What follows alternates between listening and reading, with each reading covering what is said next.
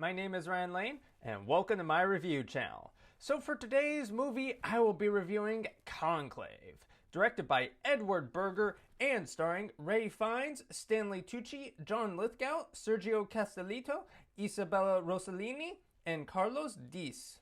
So the Pope is dead, and the responsibility of overseeing the election of a new one falls to Dean Lawrence, played by Ray Fiennes. Lawrence must oversee the conclave in which cardinals from all around the world will sequester themselves in a Roman church to do a vote whereby they will each vote for one of their own to be the Pope, and they will do this until they get one of them gets a 2/3 supermajority vote to be the Pope. Simple enough, right? Well, unfortunately for Lawrence, the candidates are less than stellar. Cardinal Aldo, played by Stanley Tucci, stands for the liberalization of the church but isn't interested in being Pope.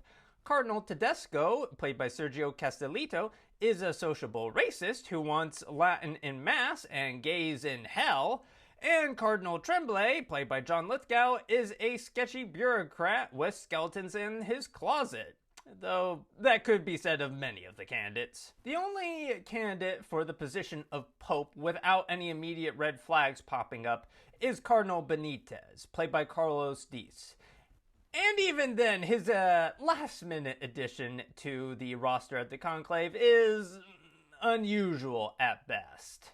Wanting to follow protocol, but also wanting to make sure the right person is chosen to be Pope, Lawrence must navigate his crisis of faith and bring to light the truth regarding his fellow cardinals. The writing does a solid job of establishing characters with fully formed political identities. Each character has their own ideology, but they each have a line that they're unwilling to cross for one reason or another. And like the excellent film Cavalry that came out a decade ago, God, time is a real sucker. Anyway, Conclave manages to examine the place of the Catholic Church in the modern world and the moral failings of those leading it in a compelling, without being too didactic manner.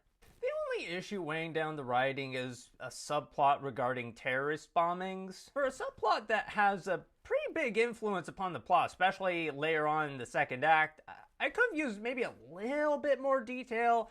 There's allusions to issues of terrorist suicide bombings, but the motivation is a touch, ambiguous and not good ambiguous, kind of like the writers didn't want to flesh out enough detail ambiguous. But this problem is easily forgiven in light of the bombshell plot twist that challenges Cardinal Lawrence's liberal beliefs. Ray Fiennes leads the ensemble as Cardinal Lawrence, a faith-challenged yet morally driven cardinal who learns to place less faith in God and take a more proactive role in ensuring that the person chosen to be Pope is of morally upstanding character.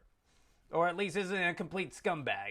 Again, it's not the best situation he's had handed to him. Stanley Tucci does a great job of showing how the only thing Aldo hates more than being Pope is seeing Tedesco be the Pope. Speaking of Tedesco, Sergio Castellitto brings to life the charismatic yet morally repugnant cardinal who seems more interested in denigrating those deemed insufficiently Catholic rather than actually leading said Catholics. The only kind of bad thing I can say about every performance is how their dialogue is edited. It's not so much the words that are being said, it's how they're being shown on screen. That is to say, their lips. Like, there are several moments where you see the back of their head and you see their mouth moving, and the way their mouth moves does not match the words coming out of their mouth. Again, thankfully, this isn't like Madam Web's level of awful, where just like practically every other line is dubbed, but it is noticeable in enough shots. The cinematography and set design do a solid job of establishing a foreboding atmosphere for the conclave to take place in. The cardinal's apartment doors sound like airlocks being sealed shut, and the lighting wisely uses the contrast between light and shadow to convey the moral ambiguity of the situation and the ideological positions of its characters. So thanks to a stellar ensemble cast and assured direction, Conclave offers surprisingly relevant commentary regarding the state of democracy in the present day. So with all that in mind, I will be giving Conclave 4 out of 5 stars. Anyway, thank you for watching. Have a good rest of your day. If you like this review and would like to see more like it, be sure to like and subscribe and leave a comment down below. And for today's comment section prompt of the day, what is your favorite religious political thriller and why?